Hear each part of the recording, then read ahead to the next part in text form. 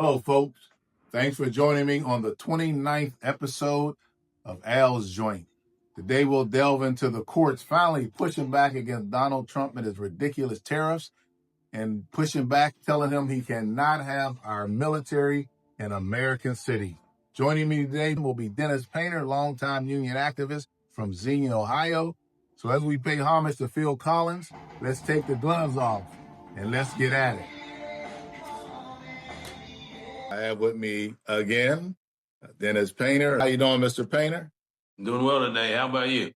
I'm doing good. Considering all the news that's going on in this country, you miss one day, anything could change. We had a couple major events that happened, both related to the courts, where the courts ruled that Trump's tariffs were illegal, which we all knew, and unconstitutional, which most of us knew. They also ruled that it was illegal to send troops into our cities without cause or without the invitation from either the governor or the mayor of that city. Let's touch on the tariffs. We expected this. We talked about it on early podcasts. We expected that the courts will rule in question in favor of the country when it came to tariffs. Thank goodness they're pushing back. They're holding in line against Donald Trump and some of the ridiculous things he's doing. Well, I agree. What the ruling was, from what I read, was it's unlawful for the president of the United States to impose tariffs worldwide. And that's essentially what he's done, without Congress's approval. So he's bypassing Congress and saying, look, you don't matter anymore. I'm the only person who matters.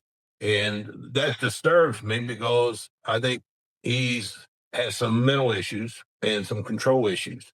We've seen that in past history with people like Hitler.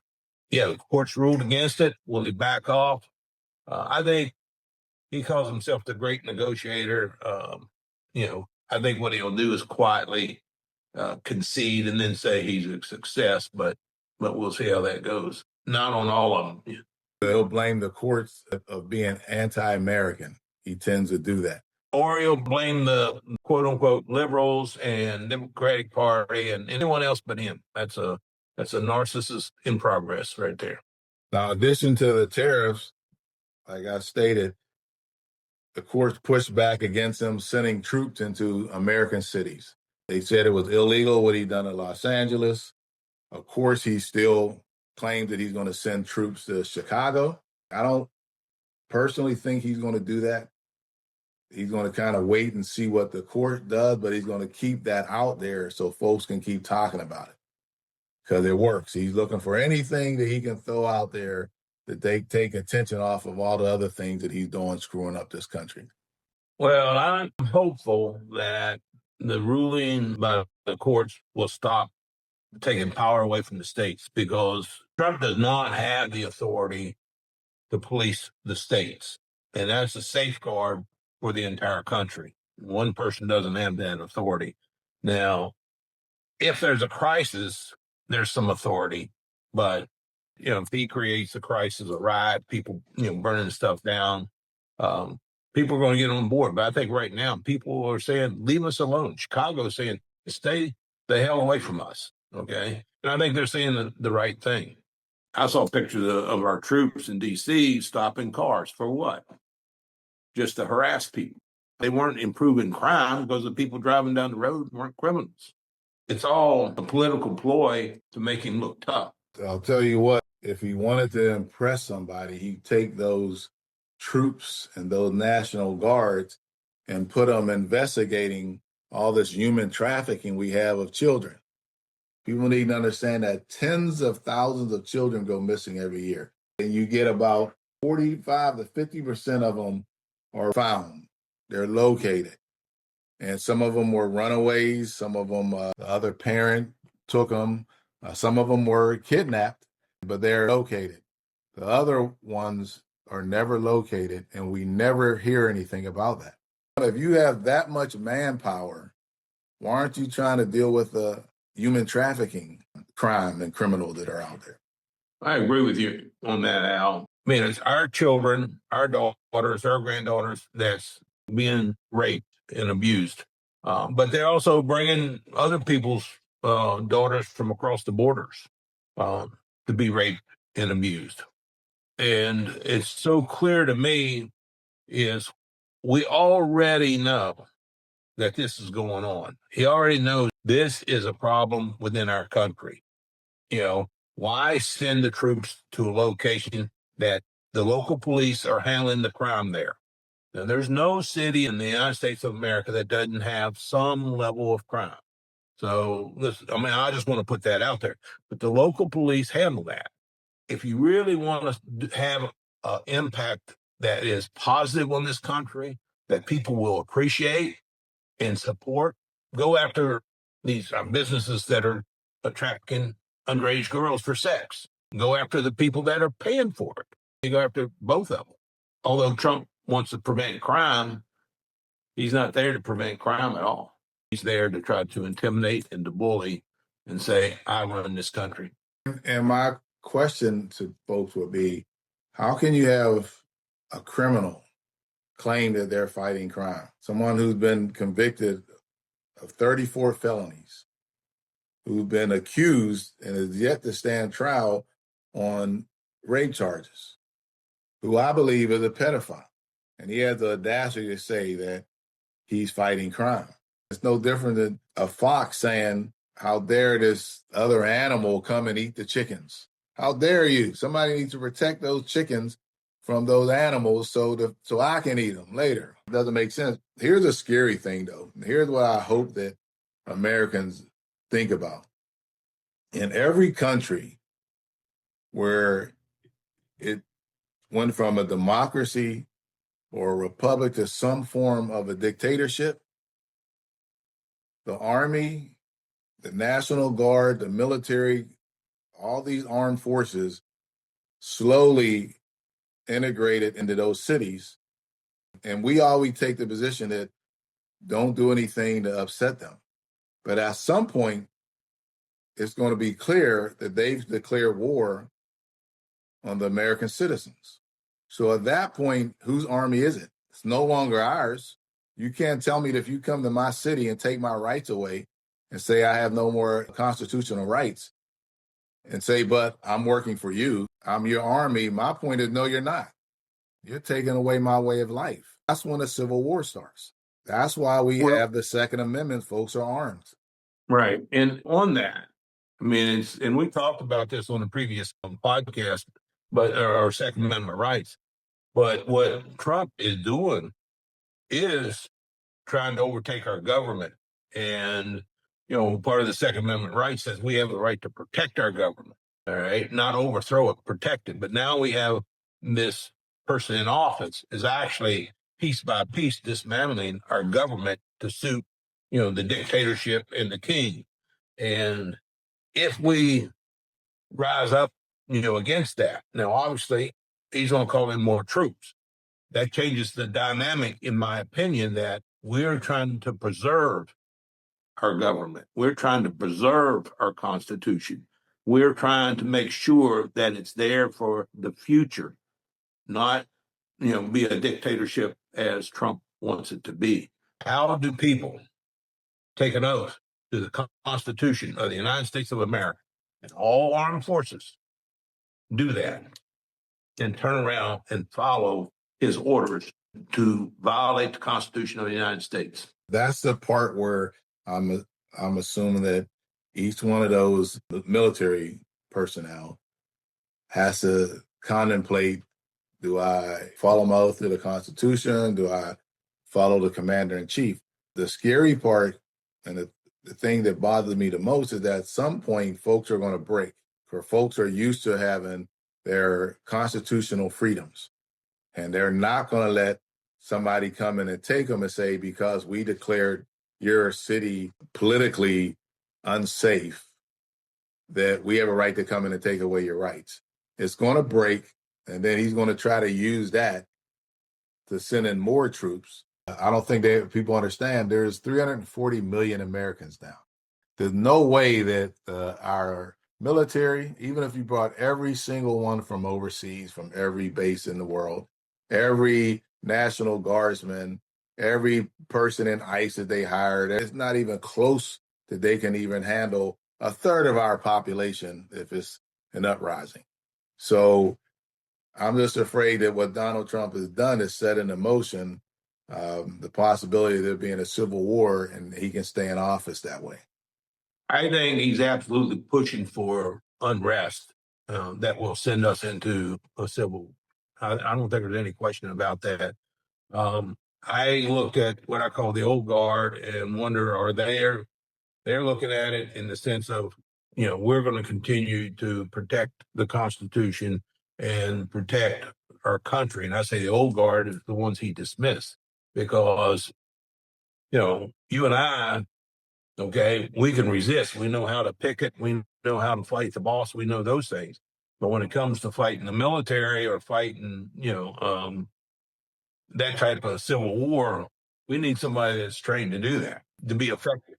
One of the things I do see happening now, which is, I think, enlightening for me, is the Labor Day support, the marches. There was over 1,000 of them across the United States of America this past week. They were in places like L.A., San Francisco, Seattle, Portland, Washington, Boston, Orlando, Kansas City, Savannah. And they're all taking a stand against Trump destroying our country and our Constitution. We got to keep doing more of that. You mentioned Marjorie Greene taking a stand. I think more local state Republicans see that they're going to put pressure on their own party to change course or at least slow it down. I don't know that they'll ever reverse it, but I'm enlightened to see that people are rising up, and that's what it's going to take. And quite frankly, even before a civil war gets here, and if you want to prevent a civil war, one of the ways to prevent a civil war is to march and get out and be seen and vote.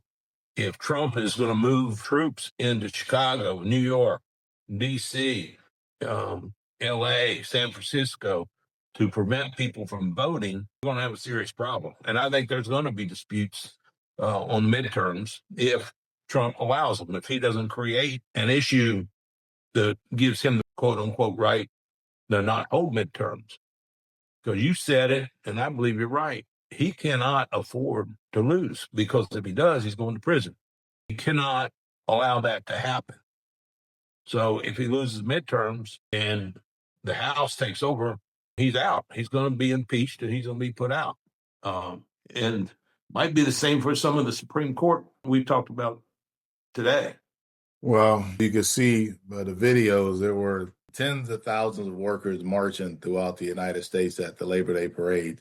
Labor is more energized than ever, at least as they've been over the last 20 years, because they see democracy slipping away. So, but we're going to play real quick the press conference with Massie and Kahana.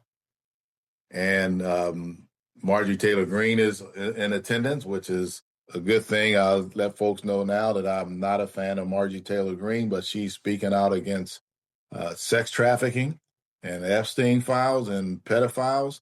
And for that, I'll give her all the kudos in the world on that subject, because folks know what I feel about that. So we're going to take time to watch this press conference, and then we'll talk on the other side. I just want to make sure that the victims and survivors are going to be heard today. I want to begin by thanking Brittany Henderson and Brad Edwards for their tireless work in the pursuit of justice. And I want to thank Sarah Drury on my team for working with them. Above all, I want to thank the survivors who are here today, whose courage and strength have brought us to this moment. I want to thank my co-lead, Congressman Thomas Massie, and Congresswoman Marjorie Taylor Greene for standing with survivors here today. Today, as you can see, we're united in restoring trust in government. We're here not as partisans, we're here as patriots. So, folks, that was a press conference with Thomas Massie and Ro Kahana.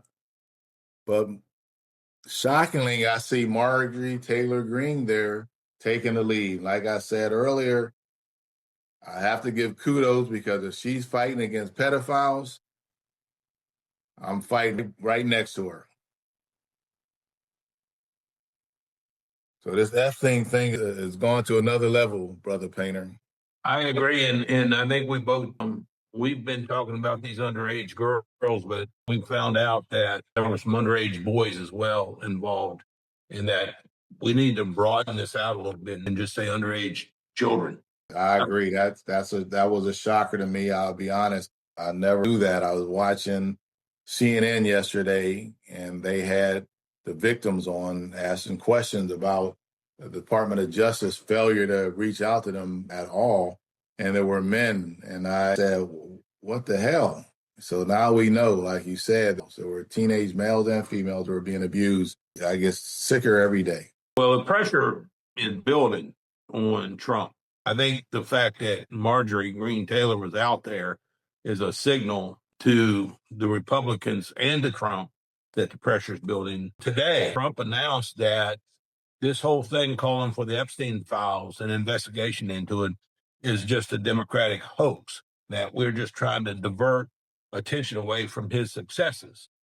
But if you remember, he was the one that told his MAGA followers and his Republican voters that if elected, I will make available the Epstein files. And this is a wake-up call. I mean, he gives them to us every single day. It suited him to get the votes, but when his people started saying, produce them, he wouldn't do it. He's not calling for justice. He's not calling for hearings. He's not trying to contact the victims and say, okay, let's talk about who violated you, who raped you, and how often. Yeah, I agree. I think that, like I said earlier, Marjorie Taylor Greene, I never thought I would be applauding her for anything, but I give recognition where recognition is due. She understands it's not a political issue, it's a moral issue. Absolutely. Ms. Greene, kudos to you. And of course, the president is going to try to deflect. I'm going to tell you why I believe he tried to deflect. I think you already know. I believe he's a pedophile. I believe his wife was involved with Epstein's Island. I believe he met her there. I think all that's in those documents. And he's afraid of that, not because he thinks his MAGA base is going to turn on him, because they're not, because they knew what they were getting. They voted for the immoral man, the whoremonger, the pedophile, the rapist, the grifter. They voted for all of that so they can get a little more social standing in America. That's what they did. They sold their souls. So you're never going to convince them. I'm never even going to try. But for the independents and the folks who sat out this last election, if this doesn't get you riled up, then you must agree with the stuff that he's done. The way things are going, the pressure's mounting, and I'm enthused about that now. And so then you hit on an important thing, is those who set it out, didn't vote the last time around, get up and vote. It matters. For the independents, you're right. I think they're moving, towards the right direction, and that's law and order. And hopefully come midterm, we can do that. I'm enthused about what I'm seeing with the marches and with the people in his own party, speaking out. I think if we keep this in front of the American public, the pressure will continue to mount. The majority of Americans are anti-pedophile. They're up in arms anytime somebody harms a child. But there's a large section of folks in this country who will justify anything to win. And then you end up where we are now, unfortunately. I'm not asking, and never will ask, people to join a particular party. Okay. Just not who I am. I mean, that you can't have a democracy with only one party. Now, when I registered to vote at 18, and 18-year-olds couldn't vote until 1971. But when I registered to vote, I registered as an independent, not because I knew anything about politics, but because I wasn't going to have anyone tell me what to do. I was going to make up my own mind. And I'm hoping that Republicans are moving in the direction that it's law and order. It applies to everyone. It applies to Bill Clinton. It applies to Democrats. It applies to Republicans. It applies to Prince Charles. If Prince Charles is involved, it applies to one of the representatives from my state, Representative Jordan. If he was involved in the cover-up, that took place of molesting boys in the state of Ohio, then they all should pay. And it's not a political issue. People should give some thought away from, is this the red team or the blue team and which team wins? It's the American team, by preserving our Constitution, by preserving our government, by preserving our way of life. In a democracy, you can't have one party. In a democracy, there are differences. In a democracy, you're supposed to work those out. In a dictatorship, you do what Trump's doing. Well put. I want to touch base on something real quick. I don't know if you watched Morning Joe or not, but I was a Morning Joe fan, but I'm no longer a Morning Joe fan ever since he went down to Mar-a-Lago and kissed the ring. But now he's trying to justify having troops in American cities, saying that these governors and mayors should be welcoming them and because it's helping fight crime. The argument isn't, should we be fighting crime? The argument is with who? So if we're having a discussion on adding more police officers, fine, we can engage in that conversation. But the military, my message to folks is make sure you hold these talking heads accountable when they start kissing the ring, because they do it subtly and they're all rich. So the question becomes, Morning Joe, what the hell are you thinking? That you can ever in one breath say that they should be okay with having military in our cities. So we got to make sure our folks understand that everything you hear, even on the stations that are not Fox, you still need to make sure you pay attention to what the message is. Well, and I think that hopefully people will also look at the relationship between Trump and Putin. Trump's been on the phone. He's had meetings with Putin, et cetera, et cetera. You don't spend 2 hours on the phone talking about peace and not come up with some kind of solution. That's kind of where they're ended up. And it is my belief that Putin has given Trump instructions on how to take the country over, starting with the media, starting with the troops, scare the hell out of people. People can say I'm wrong. Trump obviously is going to say I'm wrong. Putin, I'll never talk to. That's what I think is going on with Trump and Putin. Well, Brother Painter, we've done another episode. I appreciate your input. I look forward to working with you in the future. As always, bright minds think alike. So, folks, thanks for joining us for today's episode. Don't forget to hit the like, share, and subscribe buttons. It's free. Also, leave your comments below. I want to know what you're thinking.